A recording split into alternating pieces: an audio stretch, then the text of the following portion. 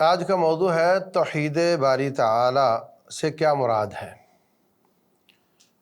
توحید واحد سے ہے یا احد سے ہے، اس کا معنی ہے ایک سمجھنا، یہ عقیدہ رکھنا کہ وہ ایک ہے۔ اللہ واحد ہے، اللہ احد ہے اور اس جیسا اور کوئی نہیں ہے، یہ عقیدہ رکھنا یہ توحید کہلاتا ہے۔ اللہ تبارک و تعالی فرماتے ہیں بسم اللہ الرحمن الرحیم قل هو اللہ احد، ان سے کہہ دو کہ وہ اللہ ایک ہے۔ اللہ الصمد، وہ بے نیاز ہے، لم یلد ولم یولد، نہ اس کی اولاد ہے اور نہ اس کے والدین ہیں، ولم یکن لہ کفو، نہ اس کے کوئی برابر ہے، احد اکیلا ہے۔ بھائی بہن برابر ہوتے ہیں، بیٹے نیچے ہوتے ہیں، والدین اوپر ہوتے ہیں، اس کا کوئی نہیں، وہ اکیلا ہے۔ جب کچھ نہیں تھا تو وہ تھا، اور جب سب کچھ ختم ہو جائے گا تو وہ ہوگا۔ هو الاول والآخر، وہی اول ہے وہی آخر ہے۔ تو اللہ تبارک و تعالیٰ کو ایک سمجھنا ہر لحاظ سے یہ توحید کہلاتا ہے۔ اللہ تبارک و تعالیٰ کی ذات بابرکات، اس کے اوصاف ہیں، وہ کائنات کو چلاتا ہے۔ جس میں صفت کوئی نہ ہو وہ کائنات کو نہیں چلا سکتا۔ صفات والا، افعال والا رب ہی کائنات کو چلا سکتا ہے۔ دنیا میں بھی انسان بھی ایسے ہی ہیں کہ حکمران ہوتا ہے تو وہ بہت ہی سمجھدار، دیکھنے والا، بولنے والا، سننے والا، سمجھنے والا ہوتا ہے اور بہت چاق و چوبند ہوتا ہے، تو وہ کائنات کو چلاتا ہے۔ اگر کوئی بہرا ہو، گونگا ہو اور اندھا ہو، یا اس میں یہ والی صفات حمیدہ نہ ہوں تو وہ کائنات کو نہیں چلا سکتا۔ تو رب ذوالجلال نے اپنی یہ صفات، اپنے یہ افعال کتاب و سنت میں بیان کیے ہیں۔ جا بجا آیات کے آخر میں ان اللہ کان علیما حکیما، اللہ تعالیٰ علم والا، حکمت والا ہے۔ لیس کمثلہ شیء وہو السمیع البصیر، وہ سننے والا ہے، دیکھنے والا ہے۔ تو یہ جو صفات بیان کی ہیں، اور وربک الغفور ذو الرحمہ، تیرا رب غفور ہے اور رحمت والا ہے۔ یہ بھی کہہ سکتا تھا اللہ تعالیٰ کہ وربک الغفور الرحیم، تیرا رب غفور الرحیم ہے، لیکن فرمایا ربک الغفور ذو الرحمہ، رحمت والا ہے۔ تو ثابت ہوا کہ رحیم میں رحمت کی صفت موجود ہے، کریم میں کرم کی ہے، بصیر میں بصارت کی ہے۔ تو یہ جو اللہ کے نام ہیں، ان میں جو اللہ کی صفات ہیں، یہ ایک ہی رب کی صفات ہیں، اس سے اللہ متعدد نہیں ہو جاتے۔ جیسا کہ بعض بیوقوفوں کو سمجھ آتی ہے کہ جناب صفات زیادہ ہو جائیں یا نام زیادہ ہو جائیں تو رب زیادہ ہو جاتے ہیں۔ ایسا نہیں۔ آپ اپنے کئی بار بچے کے کئی نام رکھ لیتے ہیں۔ باپ اس نام سے پکارتا ہے پیار کی وجہ سے، ماں اس نام سے، دادی اس نام سے پکارتی ہے۔ تو نام زیادہ ہونے سے اس کی ذات زیادہ نہیں ہو جاتی۔ اللہ تبارک و تعالیٰ نے قیامت کے بہت نام رکھے ہیں۔ قیامت ہے، ساخہ ہے، آزفۃ العازفہ ہے، اور یوم التغابن ہے، کتنے نام ہیں، لیکن قیامت تو ایک ہی ہے۔ سورتوں کے کئی نام ہوتے ہیں، سورہ منجیہ، سورہ ملک ایک ہی کے نام ہیں، تو سورۃ الفاتحہ، سورۃ التوبہ ایک ہی کے نام ہیں۔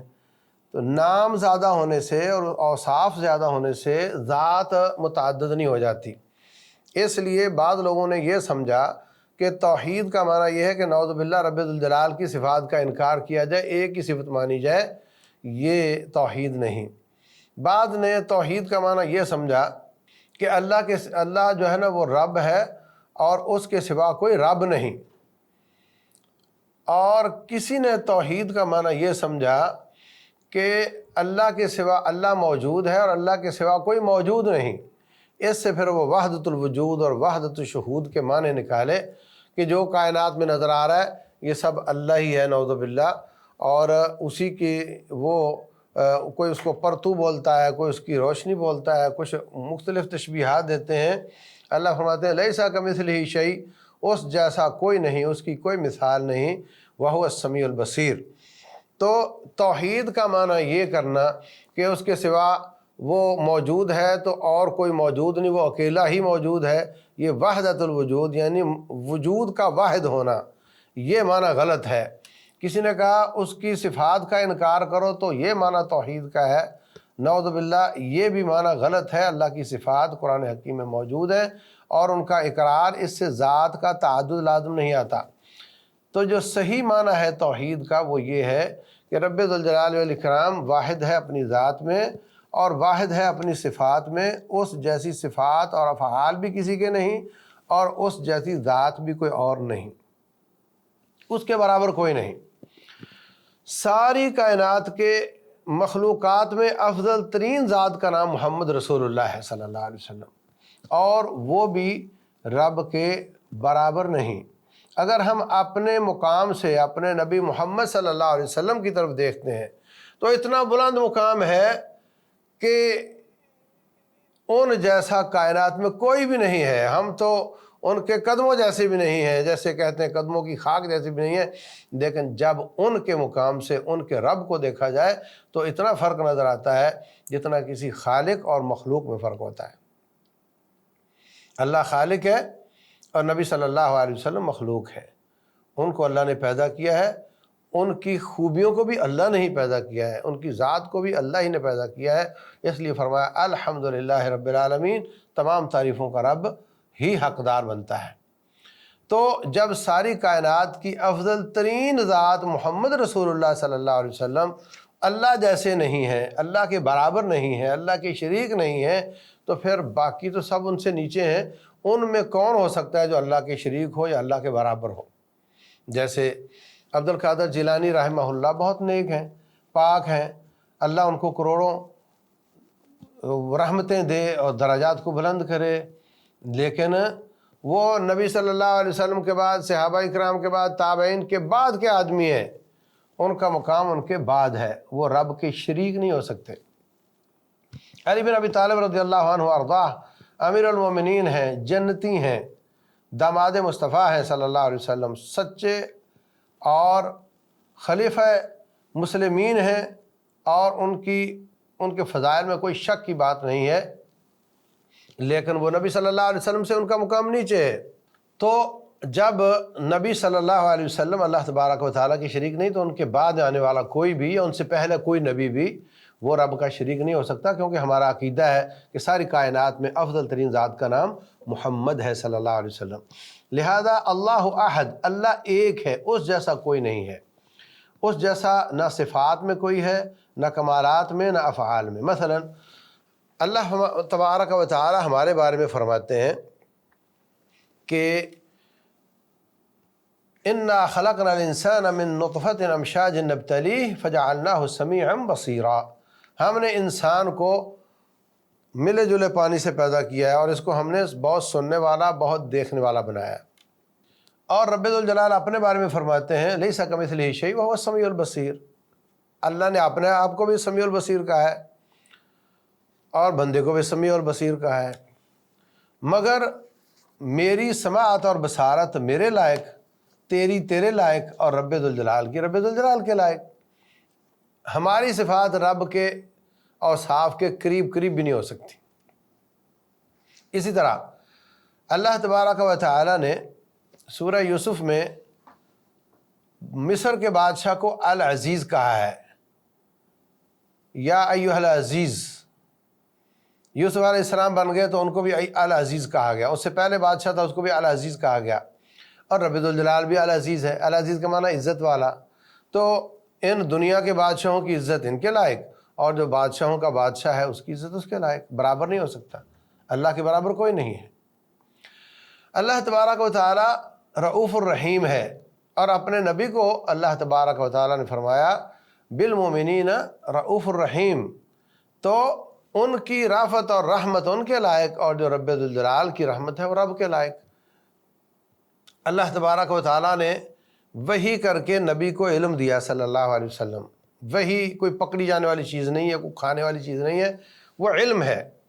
اللہ تعالیٰ نے علم نازل کیا نبی محمد صلی اللہ علیہ وسلم پر، انفارمیشن تھی وہ، اور ان کے پاس وہ انفارمیشن آ گئی۔ اگر ان کا اور رب کا علم برابر تھا پہلے ہی تو پھر کیوں بھیجی وحی آنے کا توقع نہیں بنتا، اور اگر برابر نہیں تھا تو پھر رب ذوالجلال کا علم اللہ کے ذات کے مطابق ہے، اور نبی صلی اللہ علیہ وسلم کا علم ایک امام الانبیاء کے مطابق ہے، اور امتی کا علم ایک امتی کے مطابق ہے۔ اس لیے توحید کا معنی ہے کہ اللہ تبارک و تعالیٰ ایک ہے اور اس کے برابر کوئی نہیں ہے کسی حساب سے بھی۔ تو یہ جو توحید ہے یہ دعوت تھی تمام انبیاء کی کہ اللہ تبارک و تعالیٰ کے برابر کوئی نہیں ہے۔ کس حساب سے؟ نمبر ایک، بلکہ جو نعمتیں بندے کی طرف آتی ہیں یہ عقیدہ رکھا جائے کہ وہ ساری کی ساری نعمتیں صرف ایک اللہ تبارک و تعالیٰ کی طرف سے آتی ہیں اور کوئی نہیں دیتا۔ زندگی وہ دیتا ہے، اولاد وہ دیتا ہے، رزق وہ دیتا ہے، بارش وہ دیتا ہے، ہر نعمت وہ دیتا ہے۔ جب بندے کو وہ نعمتیں دیتا ہے تو اس کا جو رد عمل ہے یا اس کے جو اگینسٹ جو انسان کرتا ہے وہ عبادات ہیں۔ ادھر سے نعمتیں، ادھر سے عبادات بندے کی ہوتی ہیں۔ تو یہ عقیدہ رکھنا کہ وہ عبادات کے لائق بھی وہ اکیلا ہی ہے، یہ دوسرے لحاظ سے توحید ہے۔ پہلا لحاظ کیا تھا کہ جو نعمتیں آتی ہیں بندے کی طرف وہ ایک رب ہی دیتا ہے، اس کا کوئی شریک نہیں۔ اور دوسرا یہ جو عبادات انسان کرتا ہے اس کا حقدار صرف ایک اللہ ہے اور کوئی اس کا شریک نہیں۔ اور تیسری بات جس حساب سے ہم اللہ کو واحد مانتے ہیں، احد مانتے ہیں، وہ ہے اللہ تعالیٰ کے ذاتی اوصاف اور اللہ تعالیٰ کے ذاتی افعال، اللہ کے کام اور اس کی خوبیاں، ان میں بھی اس کے برابر کوئی نہیں ہے۔ ساری کائنات میں رسول اللہ صلی اللہ علیہ وسلم افضل ہیں اور وہ بھی خوبیوں اور کمالات اور افعال میں رب کے برابر نہ ذات کے حساب سے برابر نہیں ہیں۔ اس لیے جب ساری کائنات سے افضل رب کے برابر نہیں ہے تو بعد میں آنے والے کیسے ہو سکتے ہیں؟ تو ان تین اعتبارات سے اللہ تبارک و تعالیٰ کو ایک سمجھنا یہ توحید کہلاتا ہے۔ واللہ تعالی اعلم، وصلی اللہ وسلم وبارک علی نبینا محمد۔